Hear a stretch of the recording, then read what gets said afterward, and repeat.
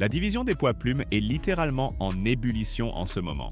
Après les victoires impressionnantes de Diego Lopez et de Lerone Murphy, il semblait presque évident que Murphy obtiendrait la prochaine chance pour le titre, Lopez ayant déjà eu la sienne. Mais alors que tout paraissait clair, un nouvel acteur est entré dans la danse, Youssef Zalal. Zalal a signé une victoire majeure contre l'ancien prétendant intérimaire au titre Josh Emmett, portant ainsi sa série victorieuse à 8 combats consécutifs. Désormais, il défie ouvertement Lerone Murphy pour un affrontement décisif, affirmant que c'est le duel le plus logique si Lopez reçoit une revanche contre le champion. Dans une récente interview accordée à Ariel Helwani, Zalal a expliqué que lui et Murphy sont en pleine ascension et qu'un combat entre eux mettrait enfin les choses au clair. Il montrerait qui mérite réellement la prochaine opportunité pour la ceinture. Mais il y a un mais. Movsar Evloev, combattant anglais toujours invaincu, est enfin remis de sa blessure et prêt à revenir dans l'octogone. Son niveau d'élite en lutte et sa série parfaite pourraient à nouveau bouleverser tout l'équilibre de la catégorie. Et ce n'est pas tout. Aljamain Sterling revient lui aussi sur le devant de la scène après une victoire retentissante contre Ortega. La division des 145 livres est sans doute aujourd'hui la plus relevée de toute l'histoire, saturée de talent, d'ambition et d'intrigues brûlantes. Tu ne peux pas être plus loin que 2 pas, n'est-ce pas? Je bats Murphy, je le termine, et j'obtiens ma chance pour le titre. Tu crois que Murphy refuserait un combat contre toi? Il saisirait une telle occasion parce que tout le monde ne parle que du combat pour la ceinture et de rien d'autre. Je ne le juge pas. Et toi, tu le ferais? Pour un combat de championnat, n'importe qui accepterait. Mais malgré tout, je ne peux pas lui en vouloir. Je vois juste comment fonctionne l'UFC, tu comprends? Si Diego obtient le combat pour le titre, il n'aura pas le choix. Il devra attendre 1 an ou peut-être 9 mois selon comment se terminera le combat entre Diego et le loup. Si les choses prennent une autre tournure, alors, très probablement, le combat sera entre lui et Murphy. Mais qui peut savoir? Je voulais simplement que mon nom soit prononcé, que j'ai au moins une chance. Juste un peu me pousser en avant. C'était au fond tout le sens de ma démarche. Sean O'Malley en est convaincu. La seule manière d'arrêter Merab Dvalishvili, c'est de l'envoyer dormir pour de bon. L'endurance et le rythme du champion sont tels qu'il est presque impossible de le battre au point. Et O'Malley affirme être le seul à posséder la puissance nécessaire pour y parvenir. Mais soyons honnêtes, pour un combattant que le champion a déjà dominé à 2 reprises et terminé une fois, ce genre de déclaration relève, disons-le, d'une certaine audace. Certes, si l'on parle de précision et de puissance de frappe, personne dans la catégorie des poids coqs ne frappe aussi proprement que Sean Sugar O'Malley. Pourtant, cela ne fait pas oublier la manière dont leurs affrontements précédents se sont déroulés. Son défi ressemble aujourd'hui davantage à un cri de désespoir qu'à la revendication légitime d'un trône. O'Malley vise un combat contre Merab lors d'un événement organisé à la Maison-Blanche en l'an 2026. Mais il sait pertinemment que pour regagner son billet vers le titre, il devra encore enchaîner plusieurs victoires convaincantes. Pendant ce temps, la machine géorgienne a été claire. Il reste dans la division des poids coqs, malgré les rumeurs d'un éventuel passage chez les plus lourds. Tout porte à croire que son prochain combat sera une revanche contre Petr Yan, probablement en décembre, donc dans environ 2 mois. Dvalishvili veut revenir dans l'octogone le plus vite possible, et le prochain grand événement à paiement à la séance est justement prévu pour décembre. Tout semble donc mener à ce scénario. Voyons maintenant plus en détail ce qu'a réellement déclaré Sean O'Malley à propos de la manière dont, selon lui, on peut vaincre Merab. Pour battre Merab, il suffit de le toucher, déclencher au bon moment. Il faut savoir le surprendre, le prendre dans sa mire. Et il est devenu un peu plus négligent. Plus il s'engage confiant en boxe debout, plus il laisse des brèches exploitables. Voilà le point. Je ne vois personne capable de faire ça, et ça me coûte de l'admettre. Mais j'ai bien peur d'être le seul qui puisse le battre. On te propose une occasion maintenant. Et moi, il faut que j'y aille et que j'enchaîne les victoires. Il faut que je gagne. Franchement, je ne vois personne qui pourrait coucher Merab de sitôt.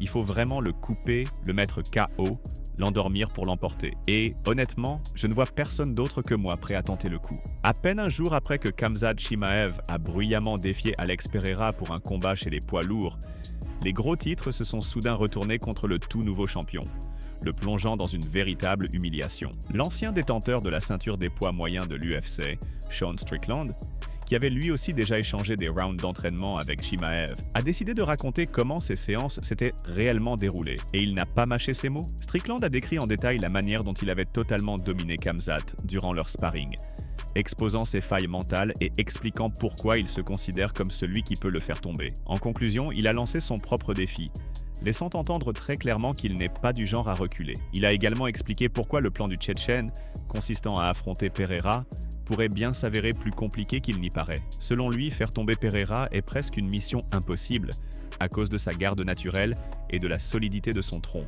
qui lui permettent de réagir instantanément à toute tentative d'amener au sol. Quant à Strickland, il traverse une période difficile. Après sa défaite à la décision contre l'ancien champion Dricus du Plessis, il purge les derniers mois de sa suspension disciplinaire, conséquence d'un incident survenu lorsqu'il avait agressé un autre combattant pendant un événement de MMA. Il ne lui reste plus qu'à attendre son retour dans l'octogone. Voyons maintenant en détail ce que Sean Strickland a confié lors de son entretien avec MMA Junkie.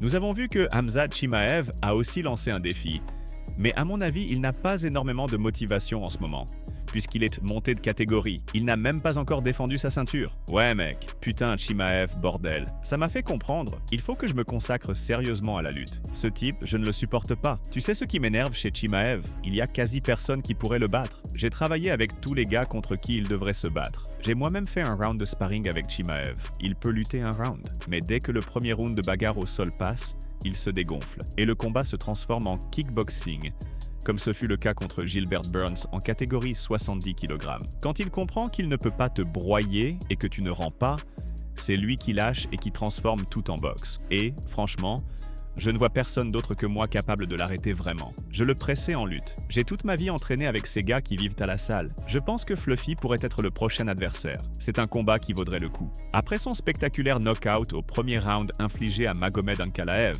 lors de l'événement UFC 320, Alex Pereira n'a pas perdu une seconde avant d'enflammer les réseaux sociaux. Dans sa dernière publication, il a partagé un montage de 2 photos montrant les 2 combattants à l'échauffement avant le combat, accompagné d'une légende pleine d'ironie. Chacun a fait dans le combat ce qu'il avait répété dans les vestiaires. Une pique à peine voilée envers Ankalaev, incapable de confirmer par ses actes les mots qu'il lançait depuis des mois sur Internet. Désormais, tout le monde se demande ce qui attend Pereira.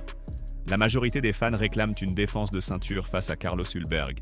Mais Alex semble voir plus grand. Il parle ouvertement d'un affrontement potentiel avec John Jones, lors d'un événement prévu à la Maison-Blanche. Dans leur dernière émission, les animateurs de Submission Radio ont souligné que si Pereira décidait réellement de monter de catégorie, ce ne serait pas seulement un immense défi pour lui, mais aussi un événement colossal pour l'UFC, un combat capable de rendre fous les fans et de rapporter des sommes records. Le simple fait d'évoquer cette possibilité a déjà fait trembler le monde du MMA. Pereira ne semble pas vouloir rester longtemps dans la division des 205 livres. Il vise les gros cachets, les combats d'exception et l'occasion d'inscrire son nom dans l'histoire à travers 3 catégories différentes. Il faut cependant garder à l'esprit que l'événement de la Maison-Blanche n'aura lieu que dans près d'une année, ce qui rend une défense de titre face à Ulberg, d'ici là, le scénario le plus logique. Dans cette hypothèse, imaginons que Tom bat Cyril, parce que dans la catégorie des poids lourds, n'importe quoi peut arriver. Qui restera alors pour Tom? Contre qui devrait-il se battre? Il a déjà battu Volkov. Si Jelton bat Volkov, alors ce sera ce combat. Mais si Volkov s'en sort contre Jelton, Tom ne dira probablement pas non.